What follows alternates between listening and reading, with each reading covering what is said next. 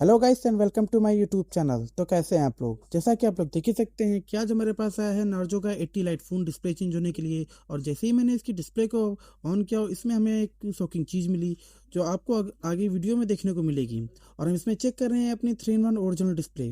जैसा कि आप लोग देख ही सकते हैं कि इसकी डिस्प्ले ऑन हो रही है। और अगर आप लोग भी किसी फ़ोन की डिस्प्ले को चेंज कर रहे हैं तो उसको एक बार प्रॉपर बाहर से जरूर चेक कर लें, क्योंकि डिस्प्ले काफ़ी कॉस्टली होती है और पेस्टिंग समय इसमें कुछ भी प्रॉब्लम आ सकती है जो हमें बाद में फेस करनी पड़ेगी।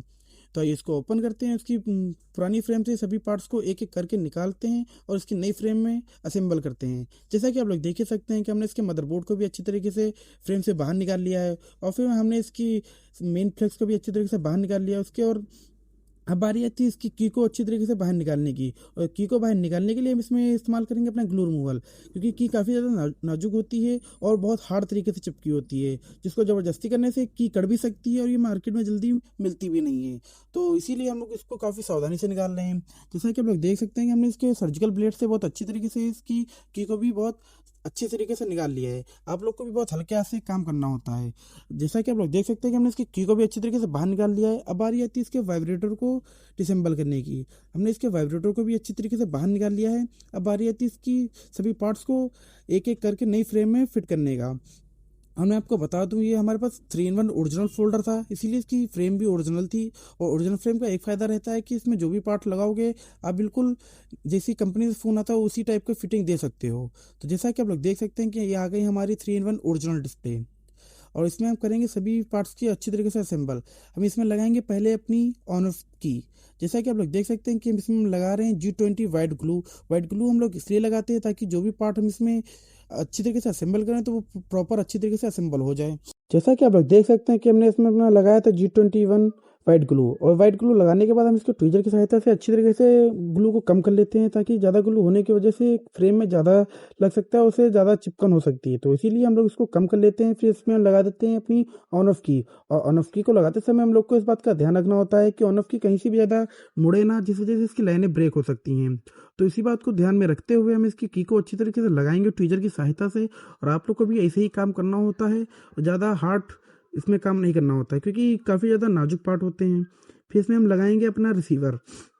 जैसा कि आप लोग देख सकते हैं कि इसकी रिसीवर की पन्नी भी हमने अच्छी तरीके से हटा दी है। अब आ रही है इसकी रिंगर डिब्बी को अच्छी तरीके से लगाने की। रिंगर हमने इसको अच्छी तरीके से असेंबल कर दिया है। अब इसमें बारी आती है वाइब्रेटर और इसके कैमरे को लगाने की। इसके वाइब्रेटर को और कैमरे को लगाते समय इस बात का ध्यान रखना चाहिए, कैमरे को लगाएंगे तो इस बात का ध्यान रखना चाहिए हमें कि इसमें कोई किसी भी प्रकार की डस्ट वगैरह नहीं आए, क्योंकि डस्ट वगैरह आने से कस्टमर को दिक्कत हो सकती है और हमें भी बाद में दिक्कत हो सकती है। फिर बारी आती है इसमें पूरे मेन बोर्ड को अच्छी तरीके से असेंबल करने की। और मदरबोर्ड को असेंबल करते समय हम लोग को इस बात का ध्यान रखना होता है कि मदरबोर्ड चारों साइडों से प्रॉपर बैठा हुआ है कि नहीं, क्योंकि इसमें साइड में नेटवर्क एंटीना भी होते हैं। तो जिस जिस वजह से प्रॉपर ना बैठने की वजह से नेटवर्क एंटीना टूट भी सकते हैं और इससे नो नेटवर्क या लो नेटवर्क की प्रॉब्लम फेस हो सकती है। तो इसी बात को ध्यान में रखते हुए हम इसके सभी पार्ट्स को अच्छी तरीके से लगाएंगे। और फिर इसमें लगाएंगे आरएफ एंटीना। आरएफ एंटीना को ऊपर से और नीचे से कनेक्टिविटी प्रॉपर बनाएंगे।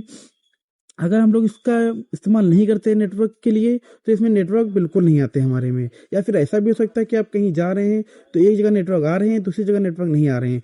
तो हाँ, सभी टेक्नीशियन को इस बात का खास ध्यान रखना होता है कि आरएफ एंटीना का मोबाइल में काफ़ी बड़ा रोल होता है। तो उसी बात को ध्यान में रखते हुए दोनों तरफ से आरएफ एंटीना की कनेक्टिविटी को प्रॉपर बनाएंगे। फिर बारी आती है इसके मेन फ्लेक्स को असेंबल करने की। मेन फ्लेक्स को मदरबोर्ड से और पीसीबी से कनेक्टिविटी बनाने के बाद हम इसके रिंग में अच्छी तरीके से पेस्ट कर देंगे, क्योंकि मेन फ्लेक्स कहीं से भी अगर उठा ले जाता है तो बैटरी को बैठने में बहुत दिक्कत आती है। फिर इसकी सभी हम पन्नी को हटा देंगे, जिस वजह से इस फोल्डर के पत्ते को आराम से चिपका सकें और बैटरी को अच्छी तरीके से असेंबल कर दें।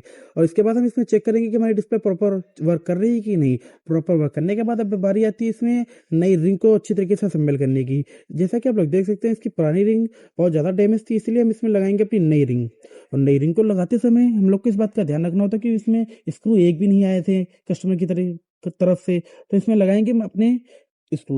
और स्क्रू को लगाते समय इस बात का ध्यान रखना होता है कि इसमें काफ़ी मीडियम साइज के स्क्रू इसका इस्तेमाल करना होता है, क्योंकि बड़े स्क्रू लगाने से ये डिस्प्ले में रख के उसको डैमेज या उसको ब्रोकन भी कर सकते हैं। और जैसा आप लोगों को पता ही है कि मैंने आपको सभी वीडियो में पहले ही बताया है कि सभी स्क्रू को लगाते समय हम लोग को इस बात का ध्यान रखना होता है कि सभी स्क्रू अपने प्रॉपर साइज में बैठे हैं और ज़्यादा स्क्रू को टाइट नहीं करना होता है, क्योंकि ज़्यादा टाइट करने से ये डिस्प्ले में भी लग सकते हैं जो हमें बाद में प्रॉब्लम फेस करनी पड़ सकती है। इसी बात को ध्यान में रखते हुए हम इसकी सभी स्क्रू को अच्छी तरीके से टाइट करेंगे और टाइम टाइम पे अपनी डिस्प्ले भी चेक करते रहेंगे कि वो प्रॉपर वर्क कर रही है या नहीं कर रही है। और इसके फिंगर के मेन फ्लेक्स को भी अच्छी तरीके से लगा देंगे, जिस वजह से हमारे फिंगर प्रॉपर वर्क करना चाहिए। काफ़ी टेक्नीशियन ये करते हैं कि रिंग बैठा देते हैं और फिंगर लगाना भूल जाते हैं, जिस वजह से फिंगर वर्क नहीं करता है और उनको दोबारा से फ़ोन ओपन करना पड़ जाता है। तो इसी बात को ध्यान में रखते हुए हम इसके फिंगर फ्लेक्स को भी अच्छी तरीके से असेंबल कर देंगे और इसकी टॉर्च भी अच्छी तरीके से हम लगा देंगे, क्योंकि टॉर्च का भी एक मेन फ्लेक्स होता है अलग से, जिसको हम अच्छी तरीके से असेंबल कर सकते हैं और उसको चेक भी करना पड़ता है, क्योंकि ये मेन फ्लेक्स काफ़ी ज़्यादा नाजुक होते हैं जो कट भी सकते हैं। फिर इसमें हम लगाएंगे अपना ओरिजिनल बैक पैनल।